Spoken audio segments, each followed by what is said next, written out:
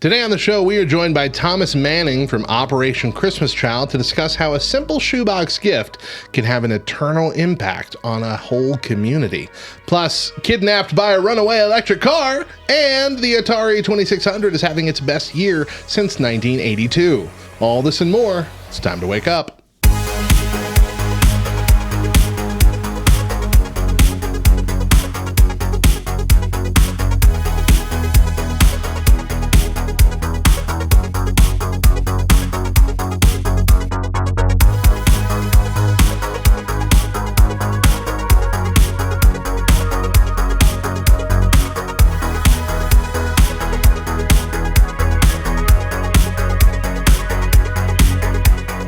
Rise and shine, nerds. Grab your coffee, wipe the sleep from your eyes, and turn up the volume as we help kick off your day with Love Thy Nerd's official weekly nerdy news show. I'm Radio Matt. I'm the Director of Content and Resources for Love Thy Nerd. And I'm Deidra, and I've been inside your house. Before we get to our top story, let's address the elephant in the room. Since our show started back in June, we've been making tweaks and changes to the show, trying to make this more unique and enjoyable. And we've received a lot of great feedback. And our numbers are about on par with the rest of the LTN podcast network, which is great, being that we're a relatively new podcast. Mm-hmm. However, with all the tweaks that we've made, we realized that we were tweaking in the wrong direction. We thought a daily morning show would be the way to go, but the daily live premiere that we would do on YouTube has not caught on.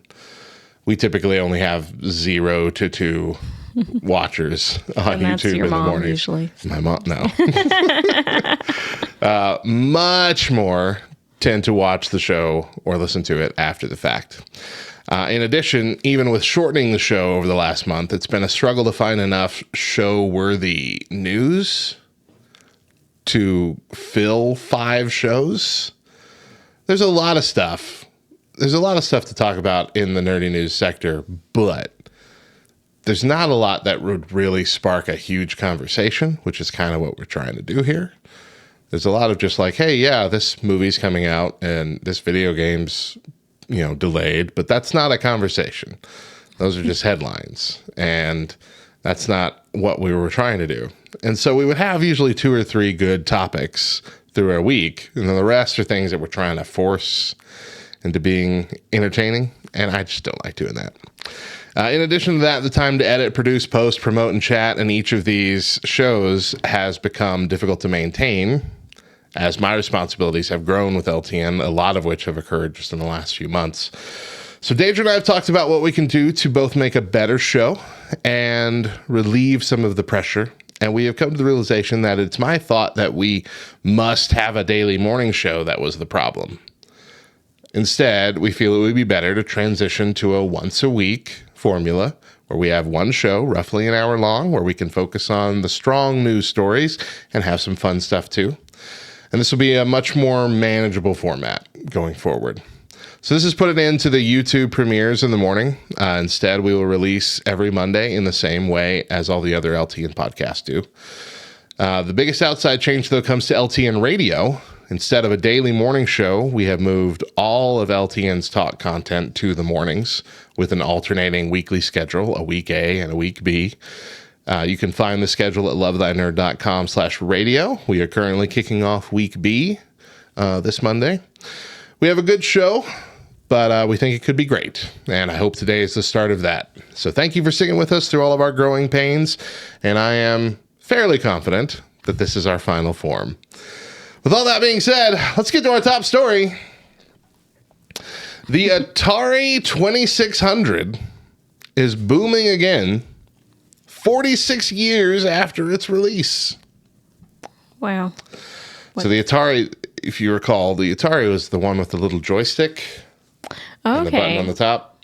That was the Atari. Didn't everyone hate that? No, they loved it at the time. Oh. Everyone hated the E.T. game that came out for that console. Okay. Well, we've talked about that in the past. But that was very blocky. I guess technically it's still 8-bit, but it was very blocky. Everything was just a single color. The color scheme was weird. But it came out, in the 80s. But there is a new game coming out for it now called Save Mary. Atari just announced pre-orders for a physical cartridge for the company's once ubiquitous 2600 console. A gaming console that counts 1982 as its most successful year is releasing another new cartridge in the year 2023. The game in question is called Save Mary.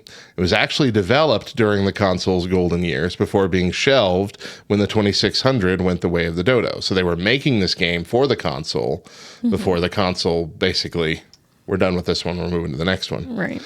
Save Mary was in development for 2 whole years, which is a lifetime in the generation of gaming that preceded the NES. The normal time frame to produce a game back then was 6 to 9 months. So having a game that took this long, especially a game that was just blocks, it wasn't. it's not. Right. It's not a 3D game that you're developing. Some notorious titles took only 5 to 6 weeks to make back then. Wow. So 2 years is a really big deal. Save Mary was originally developed by veteran Atari staffer Todd Fry, the guy behind the 2600 version of Pac-Man and the Sword Quest series. Pre-ordering one of these cartridges for $60, which is about the same price as a new game today, nets you a silver collector's edition box and a full-color manual in addition to the game itself. But there are only 500 of these carts available, making them an attractive collector's item for Atari diehards. As for the game, Save Mary tasks you with saving a lady named Mary. She is stuck in a steep canyon that is rapidly filling with water. You use a crane to build platforms to help her escape the dire predicament. Power-ups appear on the cliffside to help you out, an idea that Atari says was likely inspired by Pac-Man. Atari's founder, Nolan Bushnell, lauded the title in a 1989 interview, saying that it was the first game in which you rely on construction rather than destruction to save the princess. Save Mary joins several other recently manufactured Atari 2600 cartridges, many of which are brand new titles for the Atari, like Mr. Run and Jump, or unreleased lost games like Aquaventure. Each cartridge in the Atari XP line is manufactured to exact standards from yesteryear, with some modern flourishes like beveled edges to prevent pin damage and gold-plated connectors. So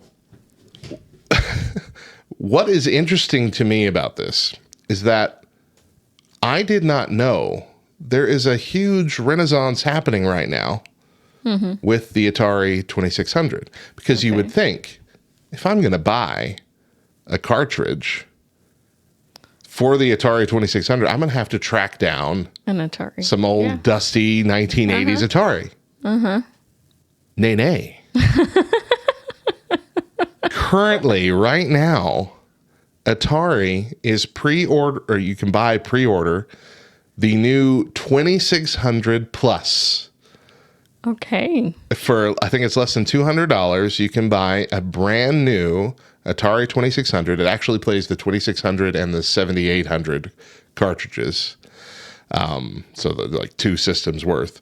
But it is the exact standards of the original, with, a little bit more, just like the games are, a little bit more flourishes.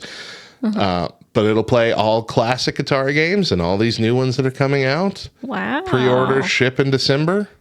Perfect Christmas gift for your your aging Gen Xer who wants to relive. Right.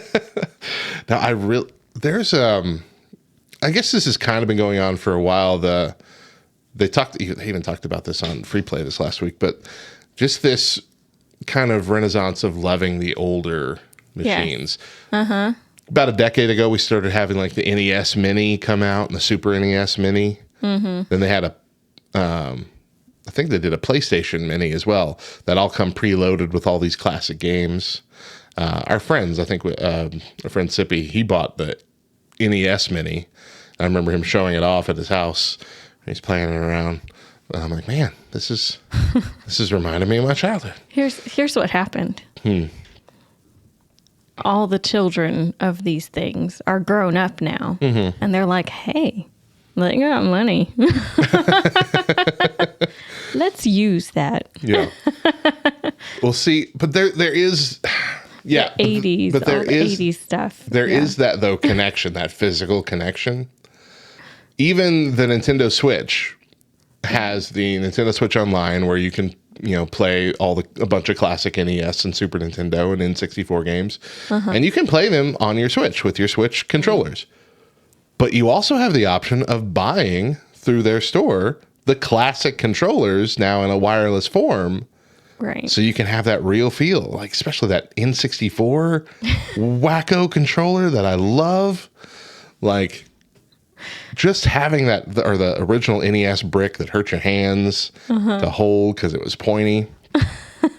I mean, just that feel. I don't even know if I've played with an Atari, but you reading that like made me want to get one. I'm like, man, that would be really cool to get it and the games and play with the kids. It'd be great for about 5 seconds. Kids wouldn't really be into it after that. You don't think so? Well, can I change his skins? Or can I get a power up? Why is it just a square? No, they like Minecraft. I think they'll like the square. Well, that's true. Does this take V-Bucks? What is it? Is this made of netherite? So that's really cool. Atari 2600 having its best year since 1982. In other news, Displace has come up with a landing gear safety system for its totally wireless TV. So I think this is so cool. First of all, totally wireless TV. At CES 2023, a startup called Displace introduced their truly wireless TV. It has swappable batteries that keep it running. Oh, I don't like that. But the battery also powers a vacuum suction system that can keep the display adhered to walls without traditional mounting. And it's not just like it's got to be a perfectly flat wall or anything. They were showing it off on like brick. Yeah, like different brick, different levels of brick kind of thing together to address concerns about what would happen when those batteries become depleted, or if the wall surface that the TV is mounted on like cracks or shifts or something. Like maybe you live in California and there are earthquakes or something. Your toddler throws a toy at your TV. Yeah. Something like that. Mm-hmm. Displace says that it has designed a built-in landing gear safety system to protect the $3,000 wireless TV.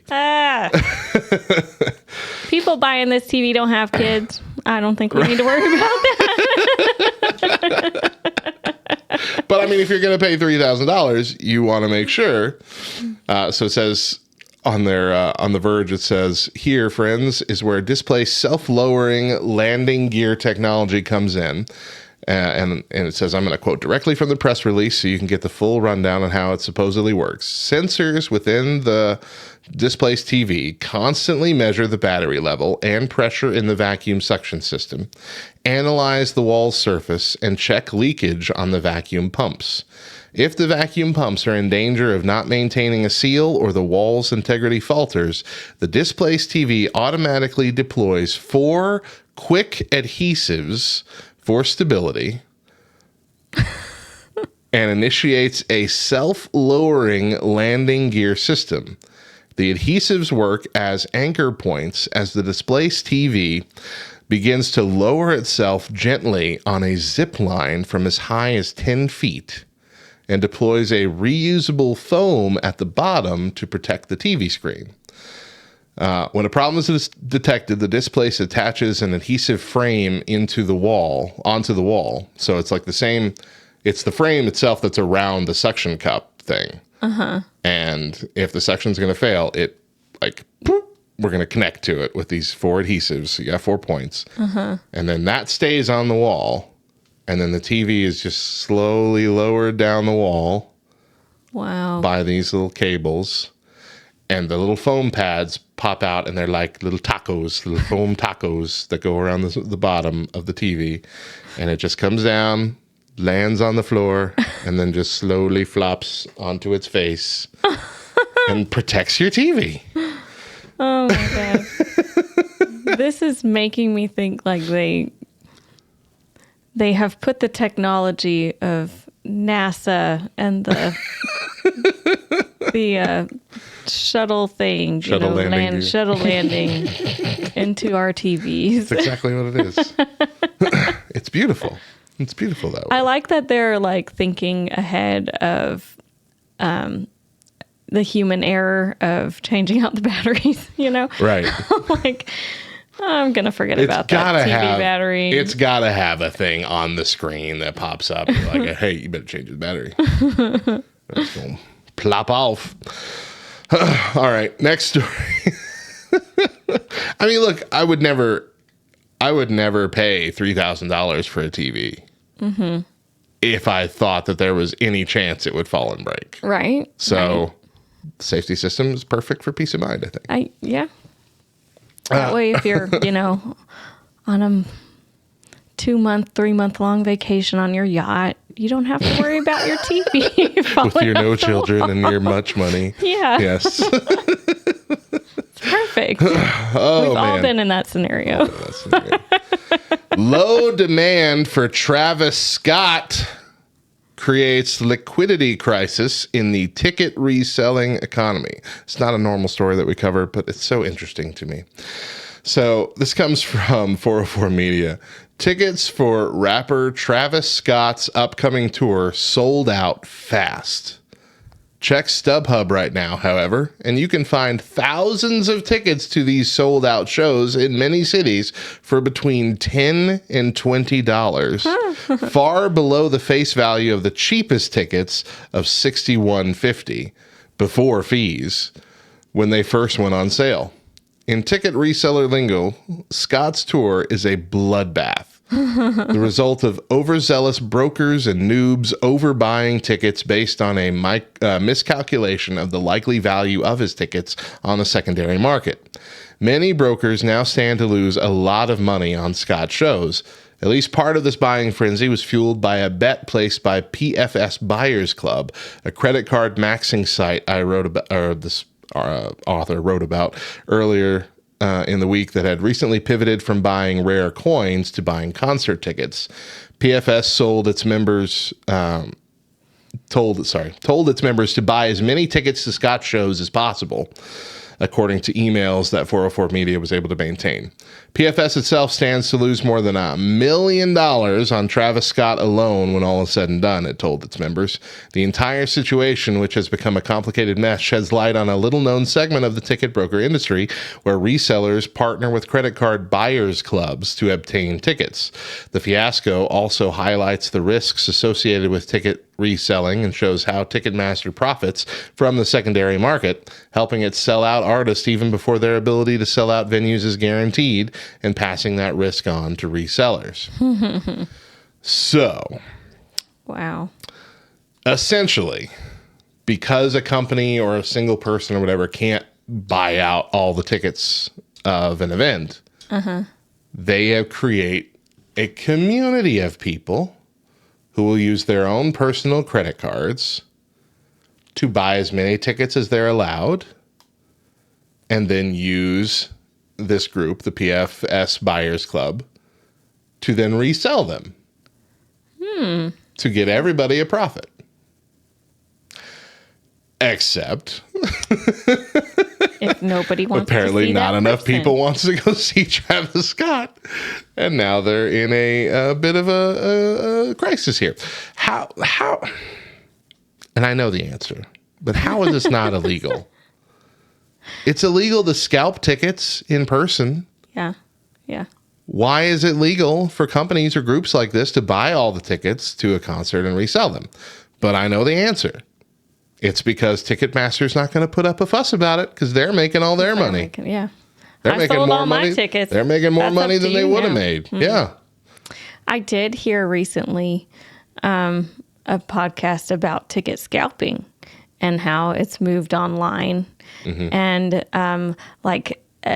the black market for tickets and all that, and how people will age like the lottery to buy a super popular person's ticket, you know, like you got to log in and hope you get picked to buy a ticket, and they go so fast, and people will like age these accounts, these Ticketmaster accounts. I think it was Ticketmaster. It might have been another company. There's only 2 or 3 companies, I think, at this point. But they'll like open an account and hold it for 2 or 3 years and then sell it to the scalpers, because it's been proven that the older an account, like the more likely you're going to be picked for that lottery. Really? Yeah.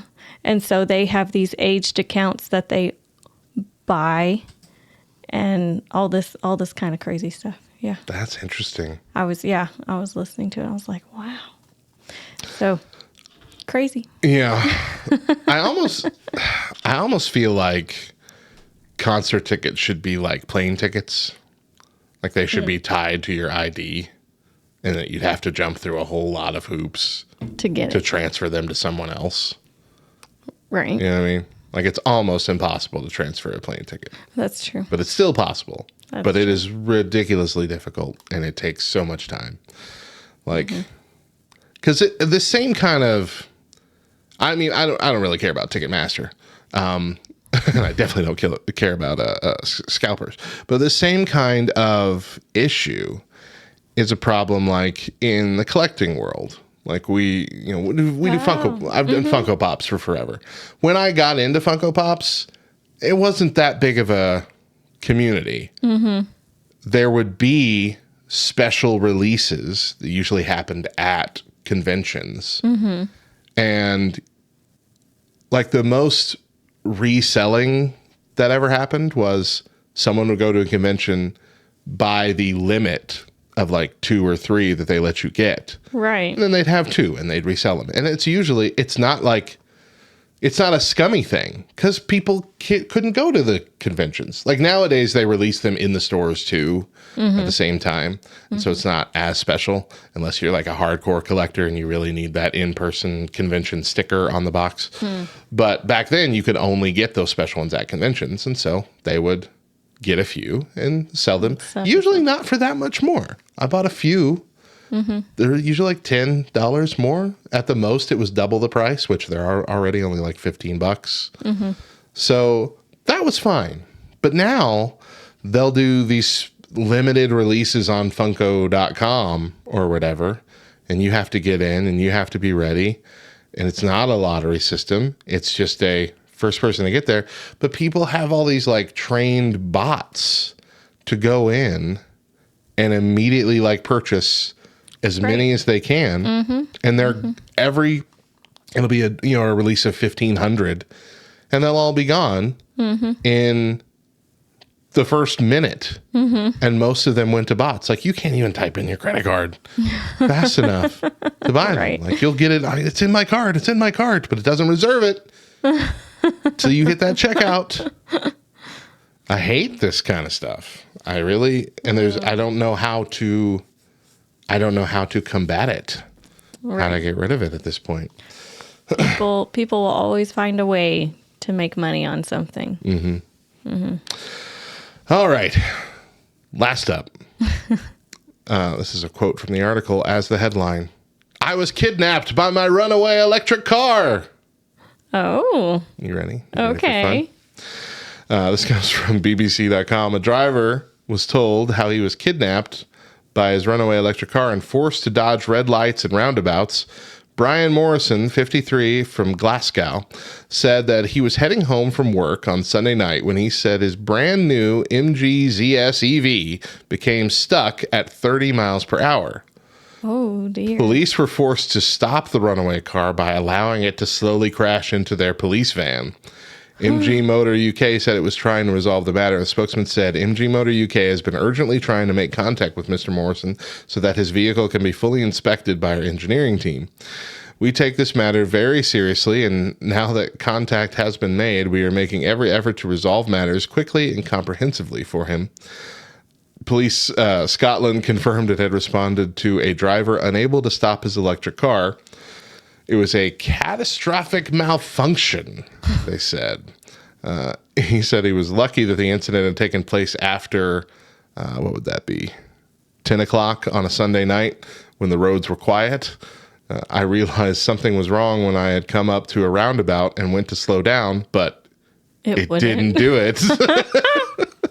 30 miles an hour in a roundabout's fast. Yeah. I realized something was wrong when I was coming up. Oh, sorry, I'm reading that again. Then I heard a loud grinding noise that sounded like brake pads, but because it was such a new car, I knew that couldn't be the problem. I managed to get around the roundabout going at about 30 miles per hour and then had a long road ahead of me, so I assumed it would stop without me accelerating. So he just took his foot off. Oh, yeah. But it didn't. Oh, my gosh. Mr. Morrison has mobility issues, so he was unable to escape the car traveling at 30 miles per hour by jumping out. He added, it might not sound like it's very fast, but when you have no control over the speed and you're completely stuck inside, it's terrifying. Mm-hmm. Mr. Morrison initially called his wife in a panic to ask her to warn vehicles ahead of him that he could not stop his car. He called 999, which is the 911 equivalent of 911 over there. When he grew concerned about crashing into pedestrians and navigating more roundabouts and traffic lights, the car was just running away on its own. There was nothing I could do. When I dialed 999, they sent police to help and put some engineers on the line to try and solve the problem, and they were asking if it was a self-driving car. It was the first time that the call handlers had experienced this issue, and they had no idea what to do. So it wasn't a self-driving car. It's not. It's just an electric. It has nothing to do with AI, like a PTV SO Godlike is asking in the chat. It was just a normal electric car, but it just would not slow down or speed up. It was just stuck at 30. Wow. So soon after he made the call, 3 police vehicles arrived and drove in front and behind the car. He said, I was 100% concentrating on my steering, so when a police van pulled up beside me and asked if I was Brian and if I was okay, I just yelled, "No, I'm not. I can't stop." Police asked Mr. Morrison to throw his electronic key through their van window before driving off and then tried forcibly shutting off the engine, but nothing could stop the car. Oh, my God. So some of these electric vehicles, or even non-electric vehicles, if your key gets displaced from the car while it's active, it stops. Oh. Because, if you're close to your car, sometimes you can start it right from inside, and they don't want people to be able to like sneak into your car while you're in the grocery store or whatever. Then while you're putting groceries in the back, start the car and drive off, and then it's theirs, at least for however long they need it, Right. Carjack just to get out of town or something. So like if you're a certain distance away from the key itself, the engine stops. It won't work. That didn't happen. Nothing could stop the car. He was also asked to hold the power button for a couple of seconds, which failed to stop it, and the entire dashboard lit up with faults. Officers decided to get him to crash into the back of their van before he got into a more built-up area. Mr. Morrison said, eventually I came up to a roundabout which slowed the car down to about 15 miles per hour, and the police van was waiting for me on the other side. It went into the back of the van while it was moving before they put on the brakes to stop me. So they had to let it slowly crash while they're moving forward. Gentle crash. Yeah, a gentle crash, and then the slow brake for both of the things. Oh, my God. After that, a police officer jumped into my car and did something which seemed to keep the car still. The police could not move their cars. The electric vehicle would keep moving, so they just had to wait for people to arrive that could disable it. I still have no idea what happened. About 3 hours later, they were able to finally get the thing done, plugged into the car, do a diagnostic check, and there were just pages and pages of errors, faults going through on the diagnostic machine. He said he'd never seen anything like it and decided he was not willing to turn the engine on to see what was wrong. Get that car to the manufacturer so that they can make sure nobody else does this. Mr. Morrison's insurance said that they were investigating the incident, which has left him unsure if he would drive another electric vehicle again. He said, I don't know if I'll get another one. Frankly, I've not even tried driving my wife's car. It was a terrifying experience. The car was the police Scotland spokesperson said the car was traveling at a low speed and the officers carried out a controlled halt with the aid of a police vehicle. There was no damage to either vehicle. Okay. Wow. So They slowed it down enough. Crash. Yeah. Not even a crash. Just a little nudge. That's terrifying. Yeah. Did I make you watch the first season of Upload? Nope, that does not sound familiar. So Upload is set kind of in the future, just a little bit in the future, where cars are all self-driving. They're all electric. They're all self-driving. And you just get in, say where you need to go, and it takes you. And there's never been like an issue with it. But someone finds a way to tamper with this one specific guy's car because he's causing problems for this big company or whatever. And it smashes into the back of another car and he dies. And like all the while it's speeding up and, you know, being erratic, and he's telling it, hey, you got to slow down, or hey, you're about to crash. And like, no, there's nothing, you know, it's telling it, no, there's nothing wrong. There's nothing, we're not going to crash. We never crash, that kind of thing. Repeating like, we're a perfect driving system. And then he dies, you know. That's what this reminds me of. I mean, I'm glad there's no AI or anything involved in this story. Right. Because that would really be hit the nail on the head for that. But yeah, so he dies and then he gets uploaded into a virtual afterlife. And so that's what it's all about. It's a pretty good series. I like it. It's taken a long time to get it done, though. The thing I'm thinking, maybe some moisture got in somewhere to the electronics. Well, it rains, so I'm afraid of that then. Maybe he spilled his coffee on the console. Oh, no. We've seen how that works in movies. Oh, no. The atomic bomb is about to be launched because I spilled my coffee on the console. All right. Well, now it's time for the solar flare. Here are some quick headlines and commentary for the rest of the latest news. Oh, dear. Dana's going to read the headlines. I'm going to read the commentary. Are you ready? No. Let's go. MGN says last month's computer hack will cost it $100 million in lost profit. Which is a lot of money. But before you feel too bad for them, they made almost $15 billion of profit last year. So this loss amounts to 2/3 of 1%. I think they'll be fine. Darn. Gmail unleashes email emoji reactions out of nowhere. Now, instead of replying to an email that it was funny, you can simply put a laughing, crying emoji on it and be on your way. But I submit, if there is any email that you can reply to simply with an emoji, then it didn't need to be an email in the first place. Who uses email for casual conversations anymore? Are you emailing me from the past? NASA plans to build houses on the moon by 2040. Astronauts planning to visit the moon and stay for a longer period of time will have a 3D printed home to bounce around in. But can they get Netflix up there? Because if not, I don't want to go. You're on the moon and you're just going to sit in your living room and watch Netflix? There's nothing to look at. Okay, cool. I could see the vast grayness of the moon. You look at that for 20 minutes. You're like, okay, I'm good. You know? Tell me I'm wrong. Tell me you wouldn't get bored really fast looking at the gray nothing of the moon. Just walking around the crater. I mean, I guess you could stare at the Earth, but I could do that via webcam as well.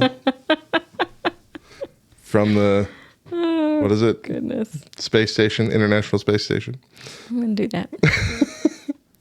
Google mandates unsubscribe buttons in emails for those sending over 5,000 messages a day. Email newsletters and advertisers who send mass emails constantly are now required to have a one-click button to opt out. How much will it take to get a never email me again, even if I buy something from your company in the future button? Because for real, it doesn't, I don't even see a thing like, hey, this is signing you up for the newsletter since you're buying this. I bought it already. Mm-hmm, mm-hmm. I'm in Clovis, New Mexico. And you don't dox us. These insurance companies in Florida got my work email and keep emailing me daily about jobs in insurance in Florida. And I'm like, can you please stop? Animal Crossing is coming to the world of Lego. After you construct your first building, remember to pay Tom Nook $400,000. What is that? Hayao Miyazaki. I'm sorry. Hayao Miyazaki is already working on his next movie, despite his most recent movie being touted as his final movie. Even our friends at Moviga shared how The Boy and His Heron was Miyazaki's final anime film, but in less than a month, we've learned he said that several of his films have been his final movie. Never trust him again. He is the Vince McMahon of anime movies. Meta plans to charge $14 a month for ad-free Instagram or Facebook in the UK. UK is giving social media users the choice to opt out of targeted ads, meaning Meta can't curate ads for you that you would most likely click on. So in order to make up the lost revenue that this would cause, it's basically saying opt in or pay up. I think most people would rather log off.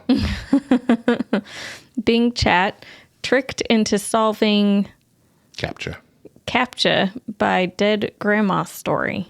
So Bing AI refuses to solve a CAPTCHA image, which is one of those squiggly letters, type this out to prove you're a human things. Okay. Mm-hmm.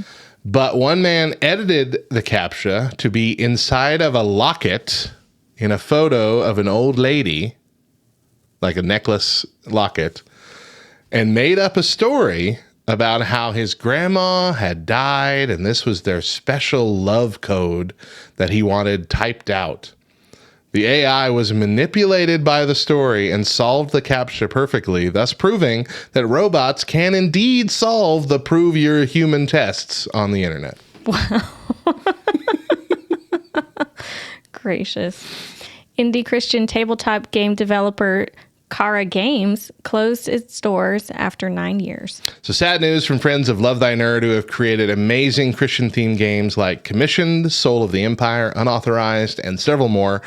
Though a smaller company, they have sold more than 11,000 games in the last 9 years, which is a big deal when you aren't in retail stores. Love Thy Nerd wants to thank Kara Games for blessing our gaming tables and sponsoring events in the past, but most of all for being the love of Jesus for tabletop gamers. That wraps up today's news, and we're going to take a quick break. But when we come back, Matt and I go head-to-head in some junk food trivia. And later in the show, we've got an interview with Thomas Manning from Operation Christmas Child. Stick around.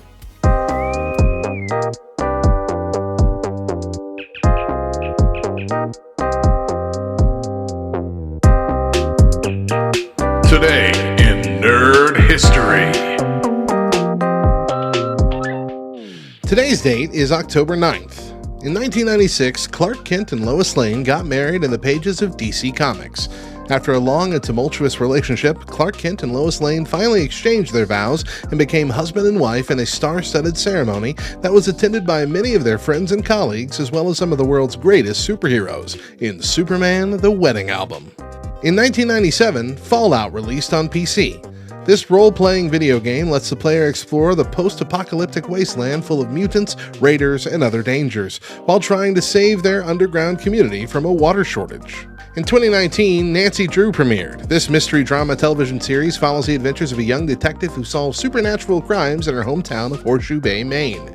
This series is based on the classic novels by Edward Stratemeyer and features a diverse cast of characters and a modern twist on the original stories.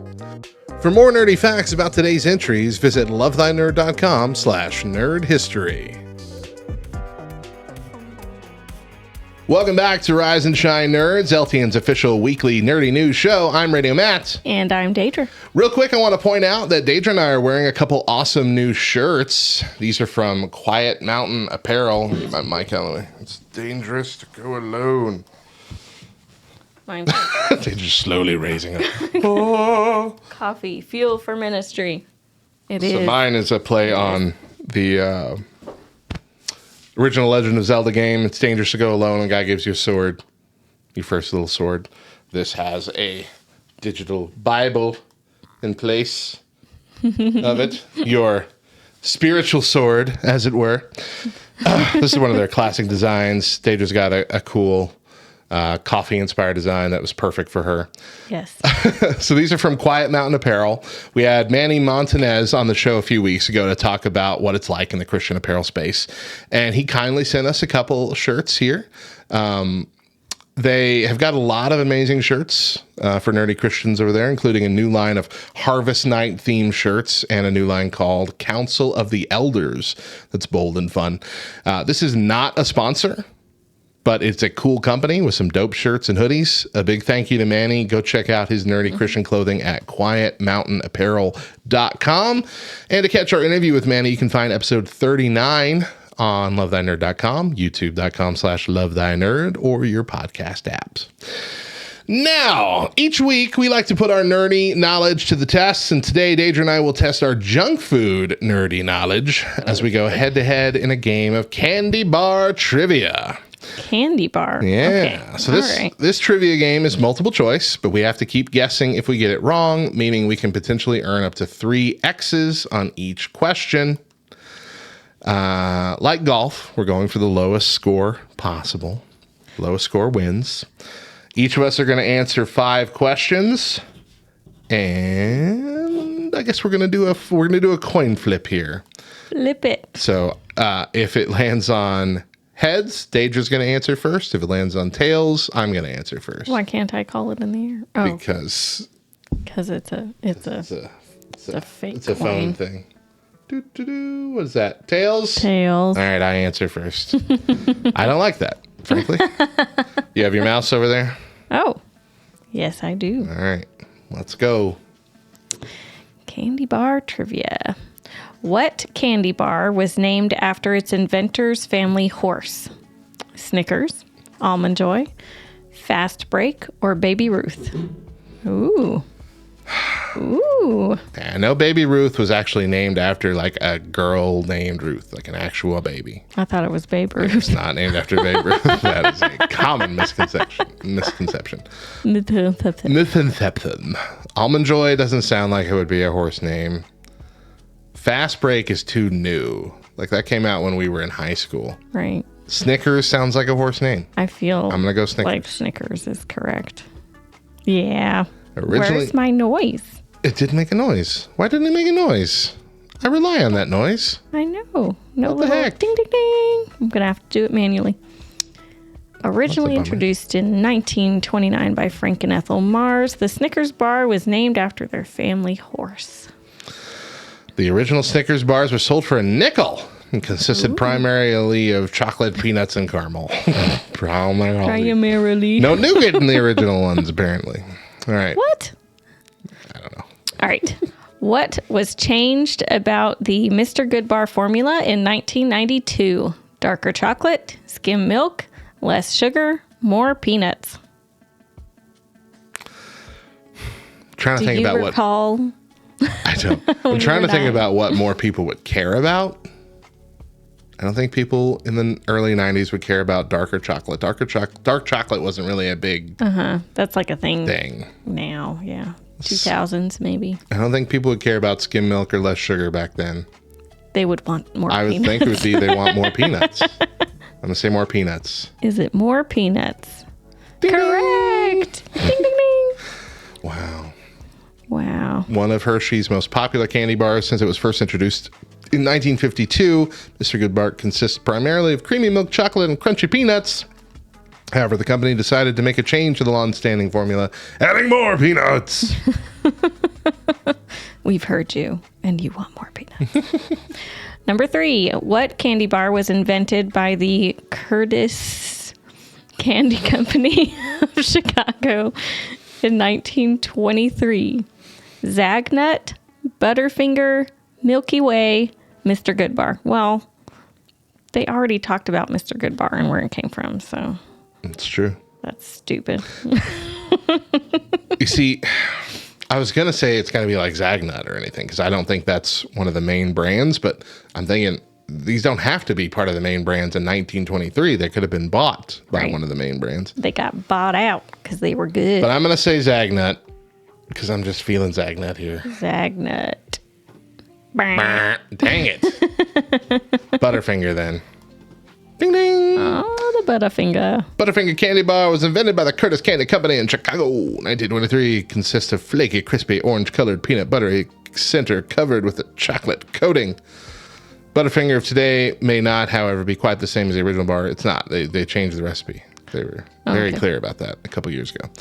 Also, never in one piece. We talked about that recently. Never opened up a Butterfinger that's been in one piece. They're always broken in the middle. That's part of the Get your fingers off my Butterfinger. Nobody better lay a finger on my Butterfinger BBs. I miss those. Those were so good. No one's ever explained why they went away. Did someone choke on them? I feel like probably. Maybe. No one's ever said. What candy bar was included in U.S. soldiers' rations during World War II? Snickers, Twix, Payday, or Heath Bar? Shoot. I'm wondering if melting is an issue. Mm-hmm. I'm going to say Payday. That seems like the smartest one. Dang. Heath Bar? Ding, ding. All okay, right. yeah. Heath bars were included in U.S. soldiers' rations during World War II because they had been found to have a very long shelf life. The Heath bar was originally marketed as a health food, claiming to use only the finest ingredients. One earlier ad read, Heath for better health. Another candy often included in soldiers' rations were M&Ms. I knew that one because they didn't melt easily. M&Ms. That's what I was thinking, melting. Snickers would melt, Twix would melt. Heath bar doesn't have that much chocolate on it. It's mostly the toffee inside with like a thin layer of chocolate. But Payday seemed to make more sense. Right. Nothing in that's going to melt. Right. It's like a starchy caramel and peanuts. Right. I would agree. I love a good Payday, though. I haven't had a Payday in a long time. They twicked you. They twixt me.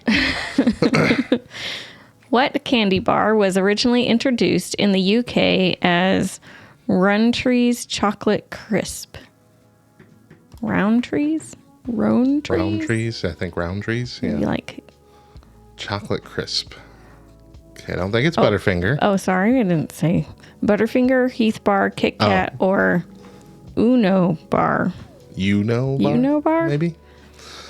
Okay, Chocolate Crisp leads me to Kit Kat right away, so I'm just going to say Kit Kat.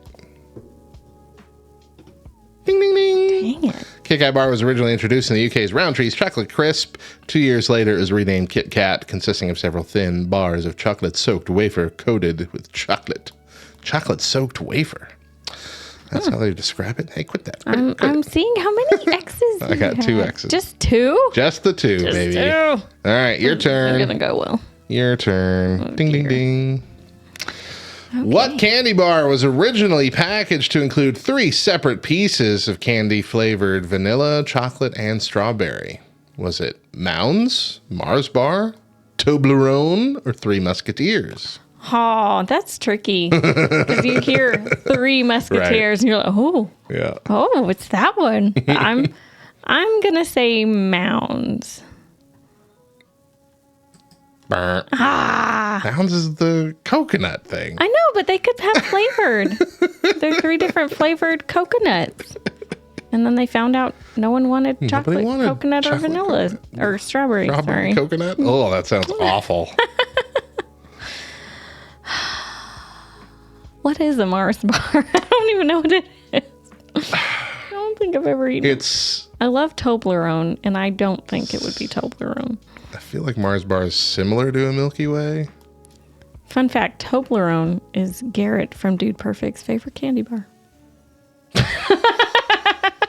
Let's say 3 Musketeers. Why not? A smart move. Yeah. When it was first introduced in 1932, Really? 3 Musketeers was packaged to include 3 separate pieces. One was flavored vanilla, 1 chocolate, 1 strawberry. Thus the name, 3 Musketeers, causing some confusion to tourists worldwide. So obvious with your The candy. chocolate was by far the most popular, and so they're just like, let's just move to all chocolate. Let's just... Yeah.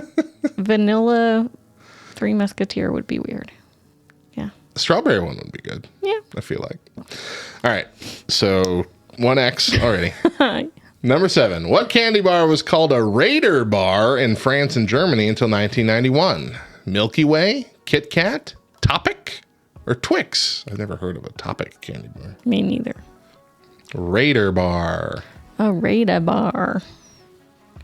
Until 1991. Let's just say Twix. I have no idea. Ding, ding, ding. Good Yay. job. The Twix candy bar, first introduced in 1979, was known as a Raider bar in France, Germany, and several other European countries until 1991, when Mars decided to standardize its name. The change was not well accepted in countries such as Germany, where customers mocked the name change as a transparent attempt to sell more candy bars by simply updating the name. I mean, yeah, that's what they're trying to do, right? Sell more candy bars? How dare you try and sell me more of How this? dare you sell things? What candy bar claims to be named after one of U.S. President Grover Cleveland's children? Heath Bar, Baby Ruth, Violet Crumble, or Clark Bar? You said the Baby Ruth was named after I did, but these all sound like a names. girl. And I have no agree. idea about the other Let's ones. try the Baby Ruth. All right. Good job. I tried to throw you off. I You knew that did. was I knew you. I saw through it. this specific trivia thing is bad because it keeps How could referencing previous things. Right. It's traditionally claimed Baby Ruth was named after President Grover Cleveland's daughter, Ruth Cleveland. Skeptics, however, are quick to point out that not only did Ruth Cleveland die 16 years before the introduction of the Baby Ruth bar, but the company had originally negotiated a failed endorsement deal with the legendary baseball player Babe Ruth. Some have suggested that secretly naming the candy bar after Ruth was a way to tie him to their product without paying any royalties. Interesting. Wow. Always a shrewd advertiser, company founder Otto Schneering chartered a plane in 1923 to drop thousands of Baby Ruth bars over the city of Pittsburgh, with each with its own mini parachute. His marketing plan must have worked. Baby Ruth has gone on to become a top confectionery brand currently owned by Nestle. Wow. I think I saw that parodied on The Simpsons. All right. Oh, goodness. So, dang, have you only gotten the one wrong? Jeez. Can you please hurry up and get two wrong? No. In 1998, a warehouse worker in the UK was sentenced to 5 years in prison for stealing more than 300 tons of what candy bar? Mars bar, Kit Kat, Snickers, or Almond Joy? 300 tons. 300 tons? Holy Moses. How do you get that many stolen? I want to know the story. Let's say Mars bar. I don't know. Dang it. Ding, ding, ding. Boo.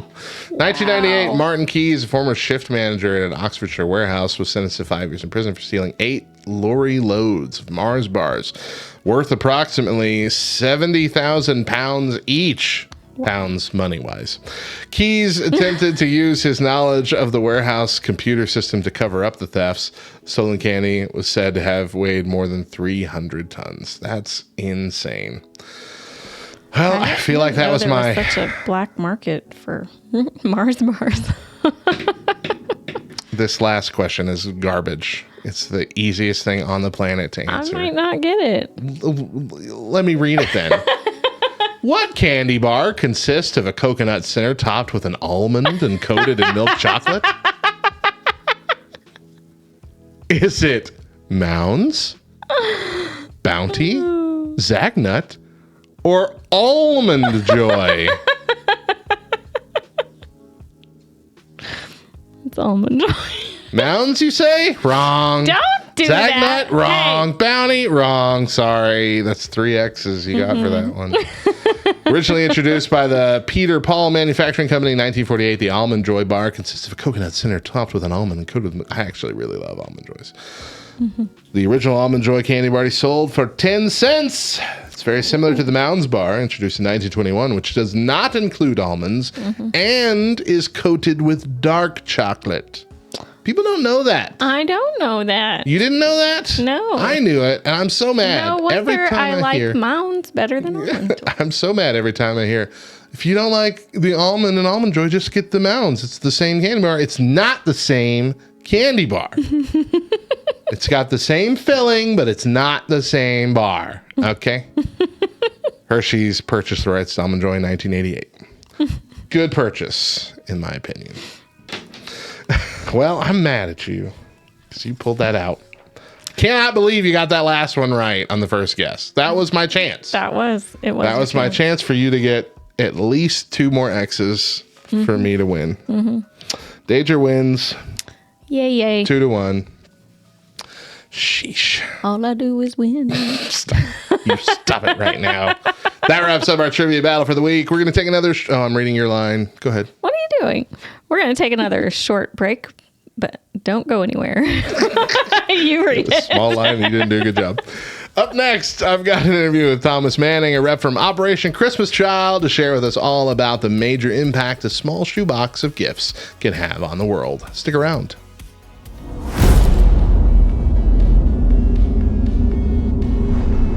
Hey fam, this is Hector Mirai, and you're listening to Faith and Fandom 180 on LTN Radio. So I am a fan of stickers. See my laptop, Bible, anything, you'll know I like stickers a lot. And I recently did a podcast with someone who does art and specifically also makes stickers. So when the podcast was over, I was like, you know what? I should buy some of this person's stickers. So I went to the website and I bought 4 stickers. I bought 2 for me and 2 different ones for my daughters. So 4 stickers. When I purchased them, I knew where they were going. I had the spots picked out in my mind, and I was totally cool with that because I knew exactly where they were going. But when the package came, he saw that it was me that ordered, and so he wanted to bless me and say thank you. So he gave me a ton of stickers. And I'm talking like 20, some postcards. He even gave me some in other languages. And now I'm literally sitting here looking at my desk at a pile of stickers that I don't know what to do with. I don't know where to put them. And it bothers me because I haven't put them anywhere. They're just kind of taking up space. And I feel like because I have these things, I should use them. And it reminds me of this story that Jesus told in Matthew 25 about how he gave 3 different people different talents, like different measurements of money. And the first 2, like in the story, these guys like actually did what they were supposed to do. They were faithful with the gifts, and the master replied in Matthew 25:23 says, his master replied, "Well done, good and faithful servant. You have been faithful with a few things. I will put you in charge of many things. Come and share your master's happiness." But then when you get down to verse 26, there was one guy who literally just didn't do anything with what he was given. And it says, his master replied, "You wicked and lazy servant." And you know what? It reminds me that when we have gifts, we have kind of a responsibility spiritually to use them. And God's given you gifts, and he's given me gifts. And I want to be the good and faithful servant, not the wicked and lazy one. I also need to put these stickers somewhere. If you'd like to learn more about Faith and Fandom, head on over to faithandfandom.org, where you can learn about our Comic-Con ministry, podcast, memes, apparel, and book series. You can even read new chapters before they make it to the next book. I'm Hector Mirai, and thank you for spending the last 180 seconds with me.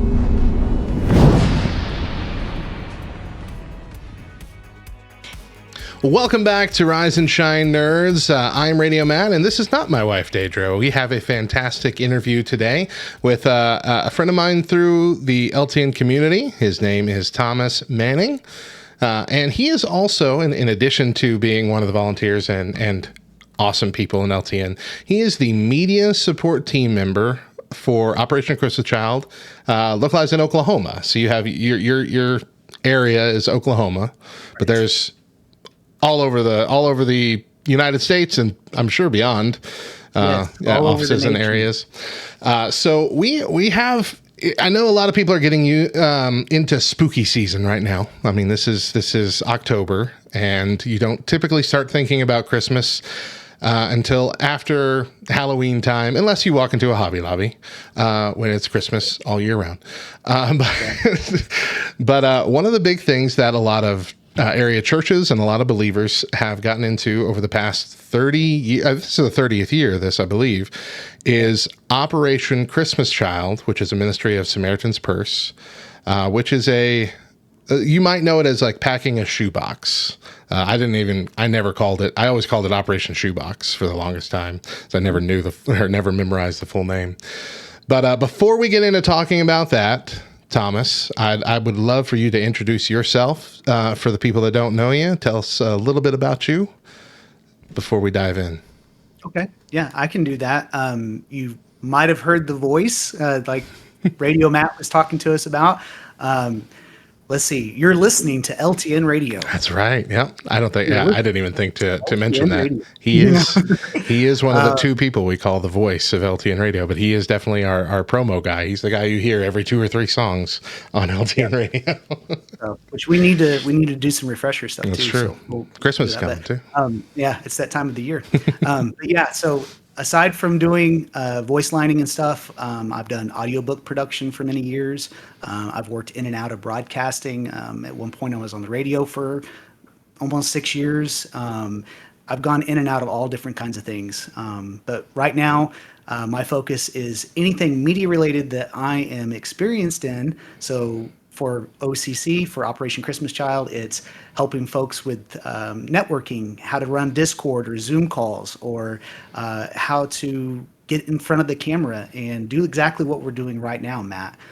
This is the privilege that God has given me by just listening to him and listening to his word. And I asked him at one point, I said, Lord, I just want you to wreck my world. You know, I feel like things are great and good and all this, but I want to know you at a deeper level right now. And I got to tell you, Matt, you got to watch those types of scary prayers, because whenever you ask him to do things, he starts bringing things to the table. And then your trust in God then gets tested, because it's now onto your position to do the thing he's asking you to do.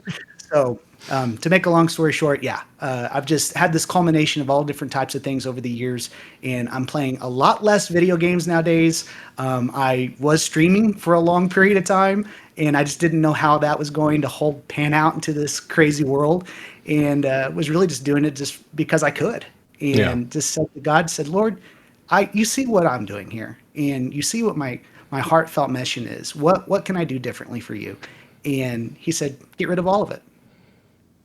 And I was like, don't do that. Why would you do that? No.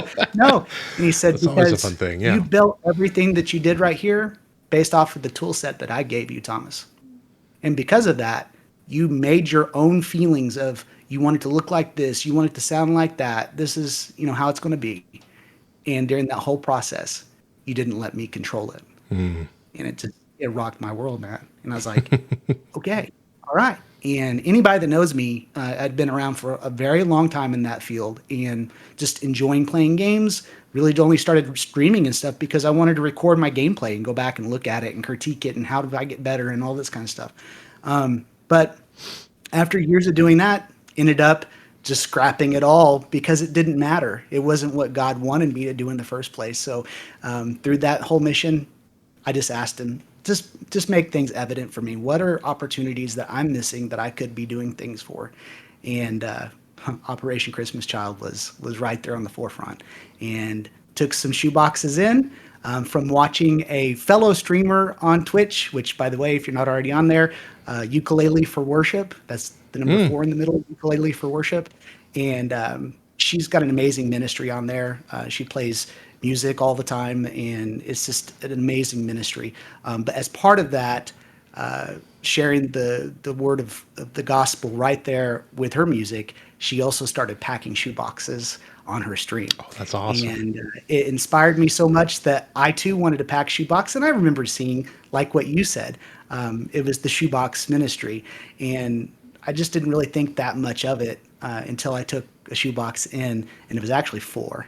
We packed one for each of our family members. And whenever I took those shoeboxes in that day, I had no idea that they were going to hand me this packet that was asking me to be a volunteer. And that was just before I had asked God, Lord, just wreck my world. And he puts it right on the mission. So here we are. That's fantastic, man. So, as we said, Operation Christmas Child celebrating its 30th year this year.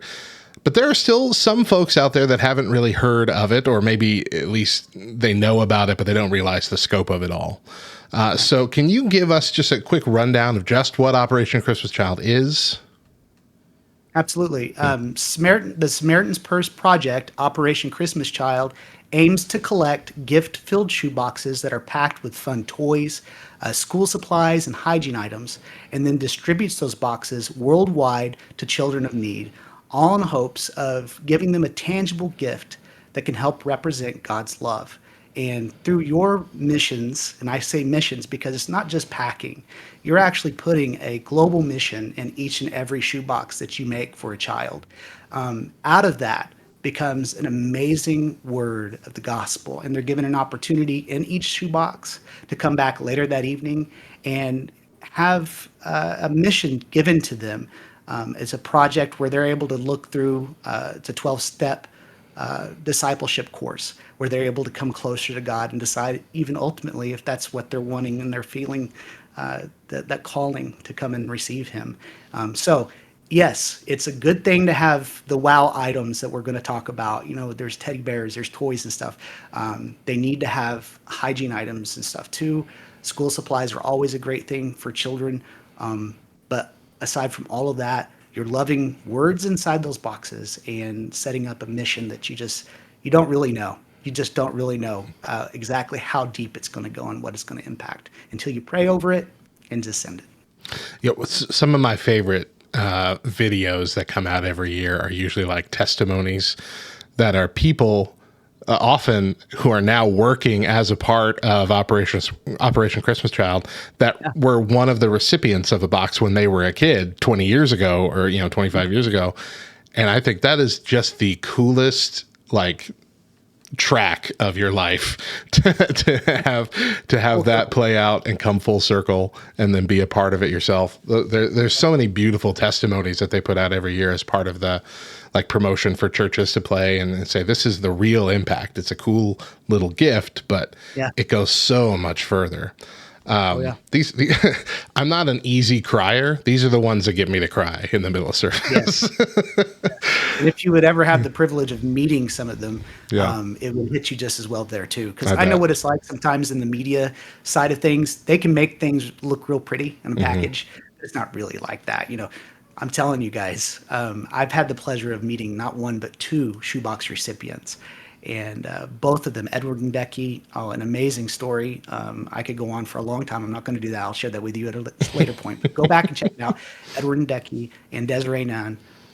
Both of those people, just amazing individuals. And to think that they came from homes that were beyond anything that any of us should be able to understand. We shouldn't be able to see that any more than they should. But God was able to find them, the diamonds in the rough that they are, just like every single one of us, Matt, and met them right in that moment where they were through a shoebox gift. And then to rise up and to bring them even further, to see them come full circle, like what you're saying, where now they're packing shoeboxes and inspiring other people to do the same. It's amazing. It's beautiful. So how does someone who has never done this get started? It's really not that hard. I don't know. I'm going to say here in North America, do you have shoes? I mean, right? And I don't want to sound like that, but everybody should have shoes. And if we don't have shoes, then we need to be like what we're doing here with Operation Christmas Child and sending shoes, because we need shoes. And just about all of us in our homes here, we've got shoe boxes. At least if they're not in the home, they're readily available. Go out and buy a new pair of shoes, put them in the box that you're buying for. So there's so many opportunities to be able to pack a shoebox. It's right there and ready for you. Just how do you get started is the main thing. And I'd seen the program for years, seen it at the church and stuff, and I was like, hey, that's cute. That's a nice thing. Send some toys to the kids. But once you start understanding through little brochures like this guy exactly what is needed, your heart starts to get pulled there. The final message, though, Matt, was once I understood that they not only had the opportunity of receiving Jesus in each one of those boxes, but if they complete the 12-step course, they also get their own Bible. And I was just like, oh man, this is big. This isn't just some pencils and erasers and a teddy bear. This is the eternal moment. So, but that's what people need to do. They're usually, most of the churches that are around in every state that I've seen has a program that's going on. But if you can't find it, and we'll talk about it more here, SamaritansPurse.org /OCC. And on there, there's lots of options to be able to go and find a location. You can pack a shoebox just from your home, or you can purchase them online, or you can go to your churches and get them, even at Hobby Lobby. There's all types of options that are out there. Yeah, several. And then they usually have guides that you just go through. Right. Several years ago, you really had to find your own shoebox. So you had to get your own actual shoeboxes, or go get one of those big pencil cases from Walmart or something, those cheap plastic pencil cases. But now in the last, I don't know, decade or so, they've come out with their own. There's a few behind you in the image that you have behind you, but their own folded like you fold them up yourself kind of shoebox. Oh, I thought that was a green screen image. I really did. No, that's a real box. So yeah, one of those fold up. But then that freaked me out right there. I genuinely thought that was green screen, and then you just pull it out. But there's also at Hobby Lobby, they sell like really hard, thick plastic ones. And as well, they usually have those pamphlets in like a little section that they have set up. Yeah. And I've always heard that, like that. I've always heard that the big hard plastic ones are often a gift in and of itself, because they don't break easily like the pencil case plastic ones do. And they can be used like in some, if it's like a village, they could be used to gather water. They could be used to store things of importance, which is a big deal. But those always run out at Hobby Lobby so fast. Yes, they do. Yeah. So that's a good thing, though. Yeah, it is. So if you want to get one, go try and get one now. So when we're packing a shoebox, can you give us some examples of some good things to add into a shoebox? Sure. Like we mentioned a wow item. Yeah, what we call the wow item is the big gift. This is the one that whenever you open that box as a child, you're going to be wowed by anything that's in there. Sure. But this is usually the item that's right on top, and this is the big image statement. It might be a yo-yo. It might be a teddy bear. It could be a jump rope, or maybe a baby doll or something like that. But we've said like deflated soccer balls, like with a little hand pump, a tiny one. Yeah, those have been good. Yeah. A flashlight. There's all kinds of things that are out there. But what you're looking for is the look on that child's face whenever they open that box and they immediately see on top. They're like, oh, and that's your wow gift. Okay. Yeah. From there, you're going to go to personal care items. And this is where it gets a little bit confusing, but it doesn't have to be. So we're looking for for a comb or a toothbrush, maybe like a washcloth. They have like the ones that are suctioned down now, and that way they don't take up a lot of extra space in the box. Oh, the ones that you add water to and it kind of opens up. Exactly. Yeah, they're real suctioned down like that. Suction isn't the right word, but that's what we're using today. I can't think of the word either. Yeah, isn't that funny how we talk? But then there's other things, and we'll talk about the no list too, but like toothpaste and mouthwash or something, there's nothing like that that's going to be included. But just personal care items. And then finally, you'd want to do like school supplies. So think about things that a child this age would be, which by the way, we're looking for girls and boys ages 2 to 4, 5 to 9, and then 10 to 14. And out of those ages, if you can imagine them going to school, things that you would be buying your own children, or maybe if you don't have kids yet, things that you would see kids carrying, pencils, erasers, scissors are okay. They want the little safety scissors, things like that. But it's things like that really make a big difference for them, because then they can take those items and use them to either find their schooling set up. Some of them don't even have schools, and they're just trying to find their way. So it's a great way to get things started. or they could use those school supplies. And as a parent with 2 children, I know what it feels like. Every year I'm just like, hey, we got to go get stuff fast because it's going to sell out. And then on top of that, we'll get extra stuff for the kids for the shoe boxes too. Beautiful. And so you mentioned a couple no-nos. So no toothpaste, no mouthwash, nothing that's like liquid or gel, right? Yeah, that's important. I want to go off of the list and actually read it because Okay. these items, like candy, is a big one. People want to put like chocolates or something in there. Yeah, you used to be able to put like hard candies and stuff in there a while Yeah, back, they but don't- that's changed. Yeah. Yeah, they just want to say no candies because even with the hard candies, they have a tendency to melt, and we don't want to see the box get tainted, have the items that are inside of it all stuck together and mess the whole thing up. Sure. So don't mess up the process. Just no candy, toothpaste, gum, no items that are from like of war. So to get an army man or something might seem like a normal thing to do for a boy, but Right. probably wouldn't want to put that into a shoebox like this. Instead, get him a wrestling figurine or something like I see in your background there, or a pop figurine, something that represents something from America. They love having that because that gives them a piece of someone else that they've never met before. And now the dreams can start to open up and God can start to witness from those items. Because as the child looks at that item, they start past the whole point of excitement and awe, they start to see, what is this? And then they start thinking, why did I get this? Who sent this to me? Why would they send it to me? And now God can come in and show them, because I love you. Someone that doesn't even know you. I love you. And I want you to be the best that you can be. I want you to know the blood of Jesus has saved you if you just receive him. And now we start seeing this gospel message landed through what would normally just be a box of just things.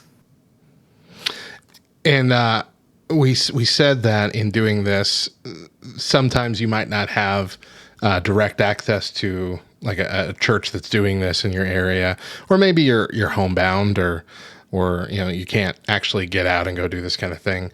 There is a relatively new option here in the last few years, correct? That if they wanted to pack a shoebox on their own, of course you can find, if you are packing like a physical one, you can find a drop-off location that you said at SamaritansPurse.com/OCC. And we'll have all these links in the description, every link that he mentions, and probably some that he's not going to mention. We're going to have every possible link you could need to get involved in the description and on lovethynerd.com. But for those that can't make a physical one, there's an online option. You can build a box.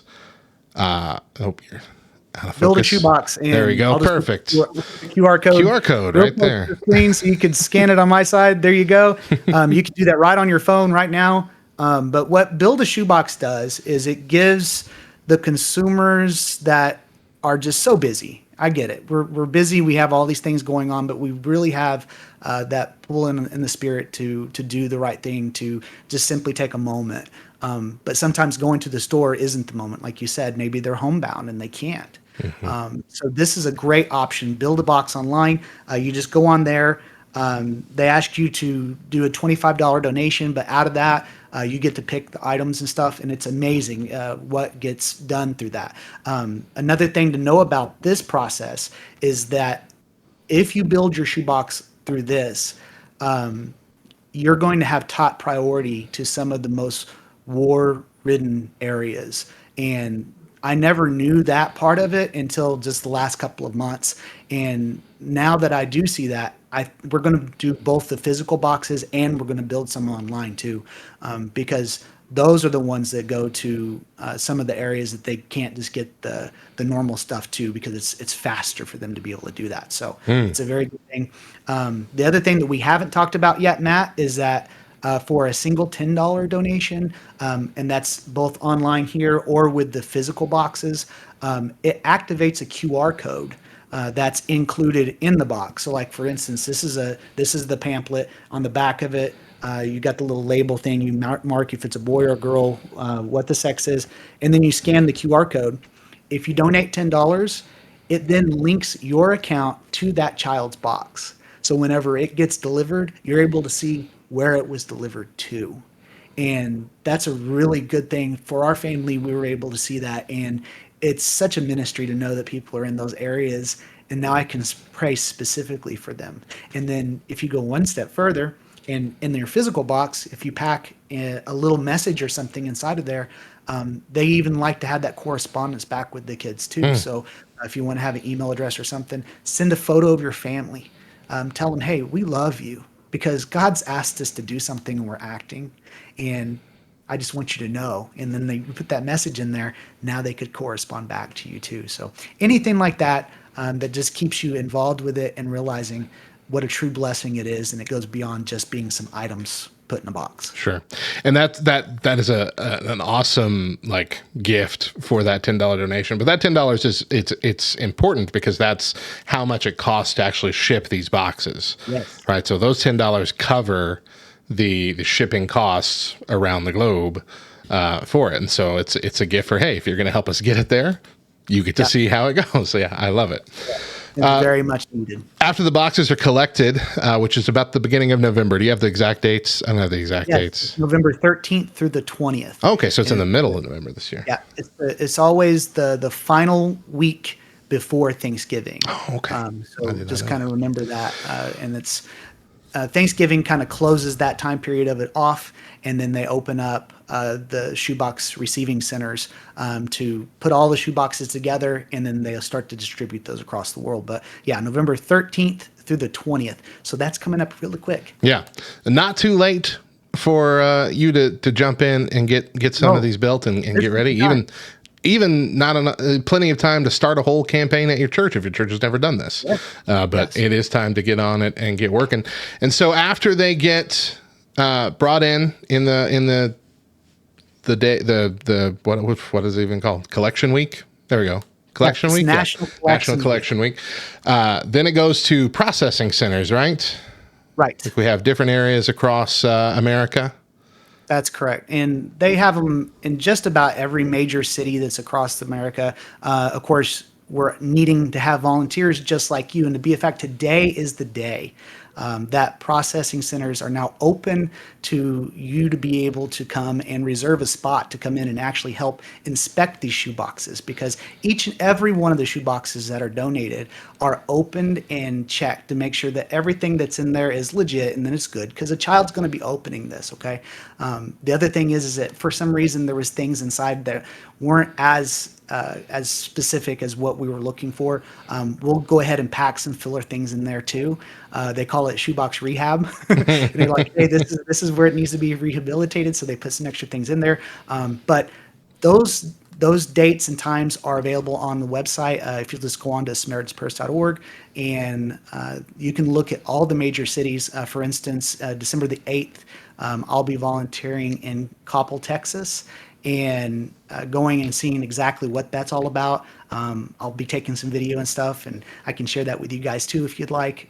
It's going to be an amazing experience. I know that it is, but just to see the enormity of it and to realize the message of Jesus is in each and every one of these boxes that already have amazing things inside that each and every one of those kids want. Mm-hmm. So along with that, they get to understand the reason why someone truly loves them, even from afar. And volunteering in these process centers is a very fulfilling ministry in and of itself. There's a woman, her name was Donna Gee, who she was elderly when I first met her, but she's very active on Twitter. And so back when I was on Twitter making stupid church jokes for, to pass all my time, she was one of the few people that really connected with me early on. And she was confined to a wheelchair, didn't really have a family, never had children or anything like that, but she was active in her church and had a lot of surrogate grandchildren and whatnot. Mm-hmm. And her church got involved with Operation Christmas Child, and she loved it so much that she made it a point every year to go to the processing center that's closest to her and volunteer the entire time. And like she was an older lady and she had a hard time getting around, but she'd die before she'd miss getting to go volunteer for this, because that was one of the few things that she could really do in her physical condition to touched the lives of all these children that, she'd always wanted kids and didn't have a chance to have one. Now she got to be kind of a surrogate grandma to children all over the world by being a part of this ministry as much as she could. She passed away a few years ago, but she was a very loving woman, and that was one of the things I admired about her the most, is just how much she loved this ministry and poured her heart into it. I'm so glad that you shared that, Matt, because that's the thing that has really just resonated with me, is Operation Christmas Child gives me what I would consider to have been the all-American dad. I've got the wife and kids, and I've got a job, and I've got all these things, that are keeping me busy. Even things that I see you guys with LTN, and I felt afar because I'm not able to go to all the geek conventions and do all these cool things. I can't take that time away from my family at this particular time of life. But through prayer, God showed me that there are a lot of other ways that you can fulfill that missional need. That's something that's inside of all of us as Christians, that truly we're not operating at our fullest potential, what he's actually got a calling on our lives to do, if we're not actively seeking some type of missions. And if you're like me and you're not able to go out and do all these things, there are people that will take these boxes of the most amazing ministries for you worldwide. And oh man, you're making a big impact. And it's not just the kids, Matt. Those kids get to open that box, and then they take those things home to their families, and they talk to them about exactly what's happened. And the family's just like, wow, how did you get all this stuff? What you got going on with it? And from there, it can start to bloom and bloom. And I've seen through the ministry field, these children take home a shoebox and end up getting a church in their hometown. And now we've got people that are getting saved, Matt, from what was just simply a kid's box with a teddy bear and some erasers and stuff. And it's got the mission of Jesus inside. And that really is the eternal impact. That is the end goal, the end focus of, again, what seems like a small little gift, turning into a not just a life-changing experience for the receiver, but for the whole community around them. It's changing the world, man. It's doing exactly what the Bible said of, taking the gospel to all corners of the globe. That's correct. It's such a beautiful way of doing it. Psalms 48:10, as your name, O God, so your praise reaches to the ends of the earth. And he's asked us to send all those messages to the ends of the earth. All right. Share with us one more time all the ways you can get connected with Operation Christmas Child. And again, all these links will be in the description of the video and the podcast and all that. The main one that you want to go to is this SamaritansPurse.org/OCC. That's Operation Christmas Child. And once you go there, it'll have all the options on there for building a shoebox online. That one is SamaritansPurse.org/build online, no spaces. There's opportunities for you to get involved beyond just doing a shoebox. All of the packets and stuff that were given to me whenever I went to go deliver my shoeboxes, they then handed that to me, and I got to go online at home and realize that there are positions that people like me was needed for. In the very front of it, it's the media support role. So if you're like me and you have a media bug and you love all this stuff, but you just don't know how all that plays out. Maybe you're stuck just playing games and streaming online and you don't know what the calling is. There's something more for you to do. There are positions available that you can come and fill. It's amazing. Right there in your own hometown, prayer organizations, there's student relations, logistics, leadership missions, community relations, church relations, and administrative support roles. Just about anything that you can think about in any major corporation. If you're used to working in big box stores like I did for years, all of these names are current roles that some of you are actually participating in right now and earning money for your families. But God's needing that role, the skill set that he's blessed you with. He needs them in an organization like this, spreading the gospel message across the globe. So do what you can, start small, pack a shoebox, makes that impact, irregardless. But once you realize the eternal security that's being delivered through these boxes, and coming to understand that Jesus is the one and only way. Oh man, Matt, I couldn't help but just lay down everything else that I was doing and get involved. That's fantastic. Thomas, thank you so much for joining us on the show this morning. Thank you for sharing your heart, man. It's been an absolute pleasure to talk with you this morning. Everyone listening, take a breather. We'll be back here in just a bit to close out the show. But until then, thanks again, Thomas. Thank you.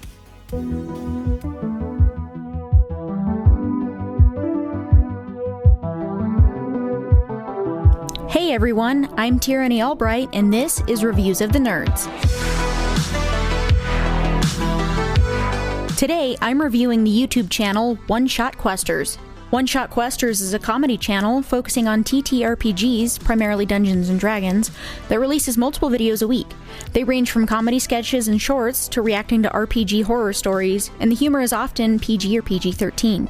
Ran by content creator Duke Davis, who got his start during the 2020 COVID-19 pandemic, when he, like many current content creators, got on TikTok and began making hilarious shorts. Duke added longer-form content for YouTube, providing even quick videos about what Dungeons & Dragons is. The channel has branched into other YouTube channels, such as One Shot Campaigns, where Duke and his friends have a new live play that combines D&D and City of Mist, and One Shot Kitchens, where Duke is making wonderfully Babish-like D&D cooking videos, and yes, both of those are spelled with a Q-U instead of a K. Dungeons & Dragons is my favorite game, period. I love games, especially fantasy, and I really love stories. I finally had the opportunity to learn D&D 5th edition about 8 years ago and have been hooked since. So naturally, once I downloaded TikTok while bored in 2020 like everyone else, my For You page was quickly filled with TTRPG content. This is how I found Duke in the One Shot Questers channel, and found his videos so funny that I just had to share them with my friends. I have followed him since, and I even support him on Patreon. I find his wit and humor hilarious, his writing and acting charming, and he has a knack for making even the most ridiculous sketch be very relatable for D&D fans. One Shot Questers has done live shows and events like Gen Con, streams on Twitch, non-Dungeons & Dragons specific content, and has even created a Paladin subclass for D&D. A Paladin who has taken the oath of throwing it back, a long-running OSQ joke, and surprisingly, a fun homebrew. I have had the pleasure of meeting Duke in person, and he is just a downright great guy. Very kind, very funny, very personable. And for me, knowing that the person behind the content is just an awesome person makes the content even better. His language is clean, though there is an adult joke or two on occasion. He is quick-witted, and he and his crew are genuinely nice, talented people. If you love Dungeons & Dragons, TTRPGs in general, want to check them out, or just want a laugh you can share with nerdy friends, you should check out One Shot Questers on YouTube and TikTok. You can also follow them on all socials and Twitch, and support on Patreon or even join their Discord server. That's all for this review. Once again, I'm Tyranny Albright. For more TTRPG chat with me, join the Love Thy Nerd Discord server or follow me on Threads at Silver Soul Gaming, and follow me on Twitch under Silver Soul Streams. And remember, check for traps, don't split the party, and always protect your wizards.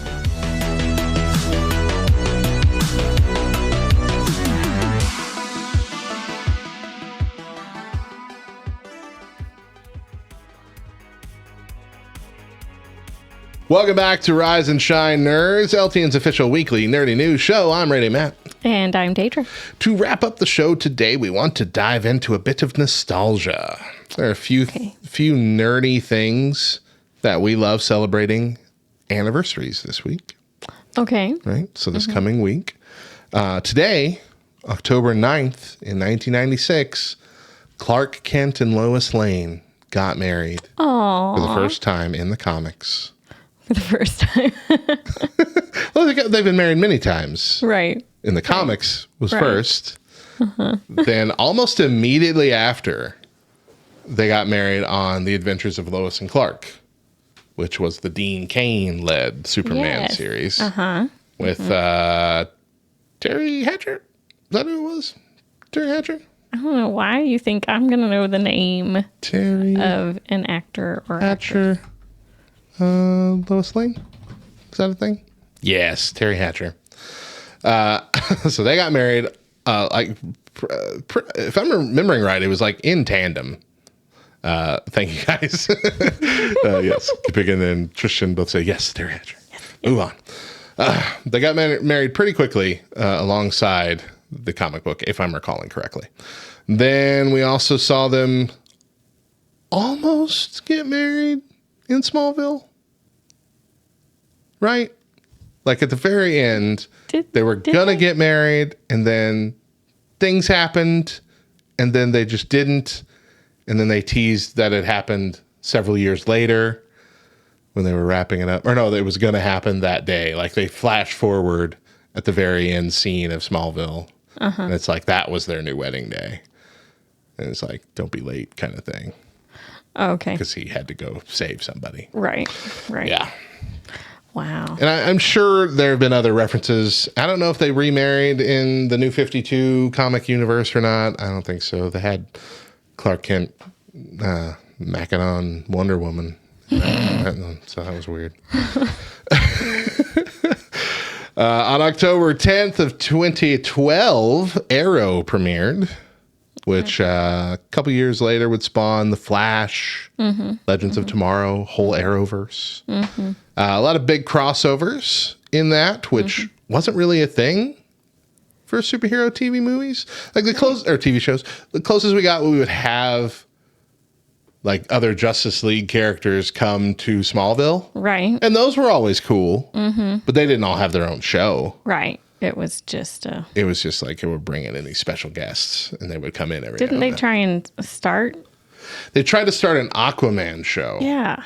But it wasn't starring Aquaman from Smallville. Oh. It was who eventually became Oliver Queen, Justin Hartley, Okay. in Smallville. And so he tried to start it. It was all right. Mercy Reef is what they were going to call it. Okay. And that was a weird time because they released it on iTunes. The pilot that was already like they were not moving forward with it. They're like, okay, well, we made this cool thing, so we're going to put it on iTunes. Here you go. Go on. It was strange. That doesn't really happen. I think I remember you having me watch it. But there was a crossover with the Flash TV series. Oh, yeah. So, yeah, that's what we're going to get into here. So, Supergirl was then brought into the fold. So, like, the Flash was started softly in Arrow. Like, we met Barry Allen in Arrow first. And he didn't have any powers. He was just a forensics guy. And then he starts his own show, gets his powers, and we see him, like, learning how to be a superhero from Oliver Queen. Really cool stuff. Starts a fantastic show. Dipped a little at the end. That's all right. First couple seasons, bonkers good. Real good. Crossed over with Supergirl, and the Flash accidentally leaps into the multiverse, across into a different universe. Okay. Supergirl was not in the same universe originally. And that was even cooler because she wasn't technically a part of the Arrowverse. She was created by some of the same people, but she was on a whole different channel. Right. At the time, Supergirl was on a whole different network. Like, that was a cool deal. But then eventually she got brought over to CW when they were going to be canceled.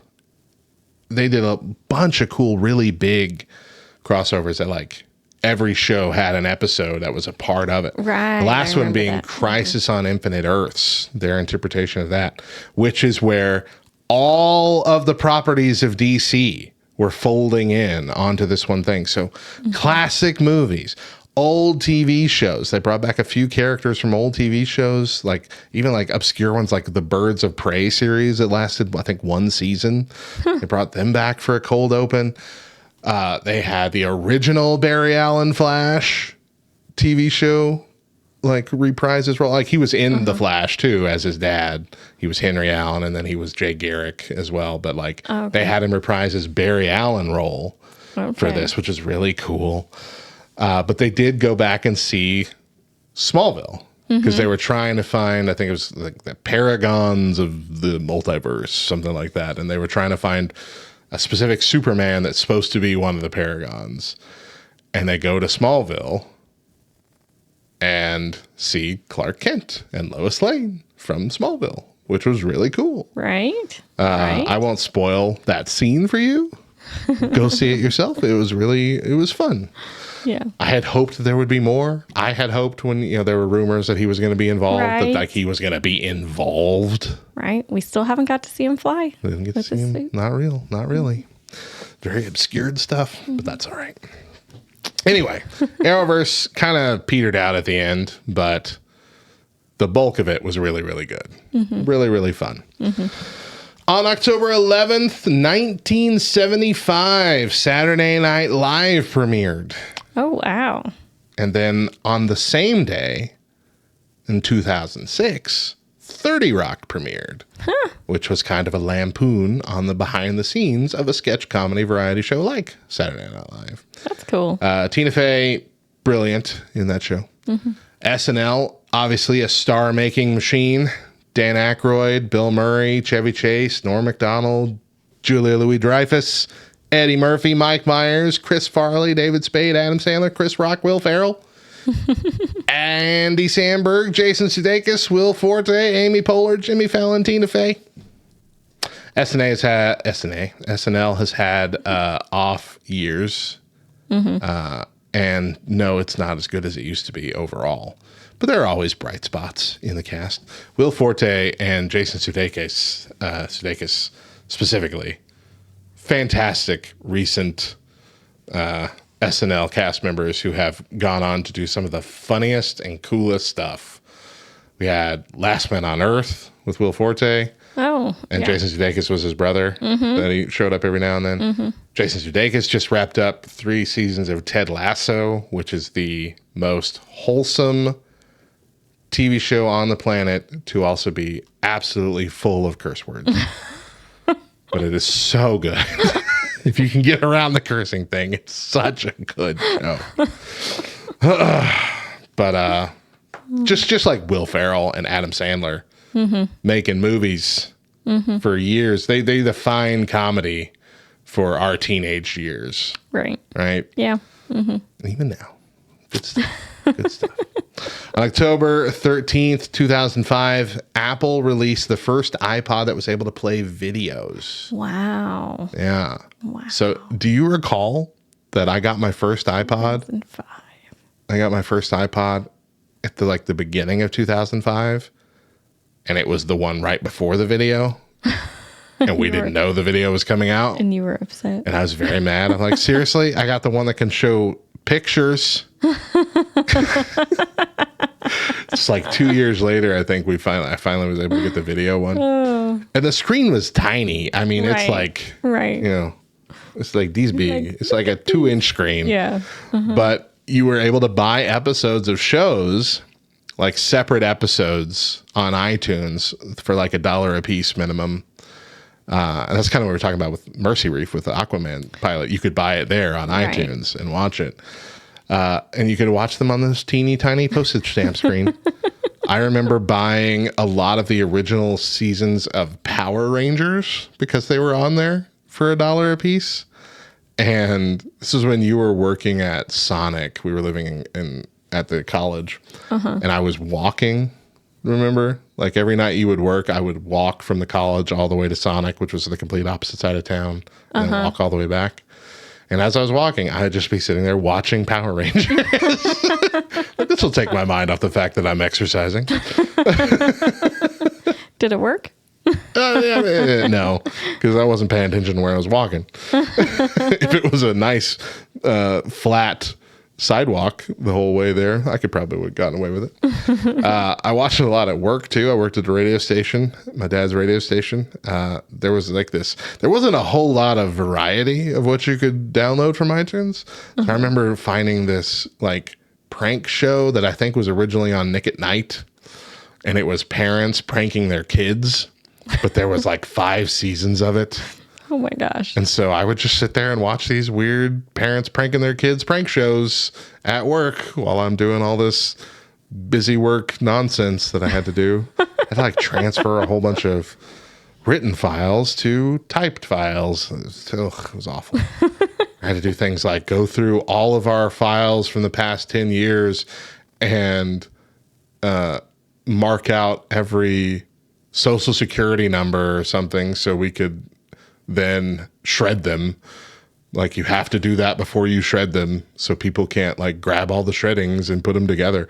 That was a weird rules that you had to do, but stuff that they had never done and never thought to do. I'm going to say there's this amazing company called Shred It Right. that you can use until you don't have to do that. That costs money. That costs much more money than the minimum wage I was getting paid. Anyway, it was fun.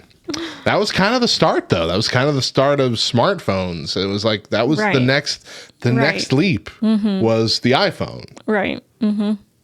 And so having pretty clear, I mean, it was small, so you didn't have to make it, HD. Right. But making very clear, good looking TV playing on your tiny little device. Like, it wasn't the weird flip phone TV that was like a frame every right. 2 seconds. And it was super blurry still, even being on a tiny screen. It was a change. And then last thing on here, October 14th, 1926, the first Winnie the Pooh book was published. Oh, awesome. You loved Winnie the Pooh. I did. Kid. Yeah. You still love Winnie the Pooh, but not as much. There was like a show that they released on a bunch of VHSs, and it's not anywhere online. It really isn't. Yeah. I had a bunch of those VHSs too. My grandmother would buy them all.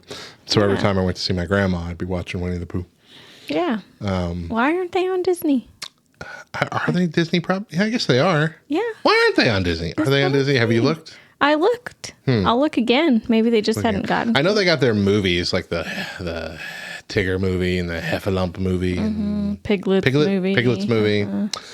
Yeah. But those old classic TV shows, it was like, they would put like 5 on a VHS. Yeah, it was like these short stories. As many as they could cram onto a VHS back then. They were fun. I remember there was one that was like scary. I think it was a Heffalump one. Probably.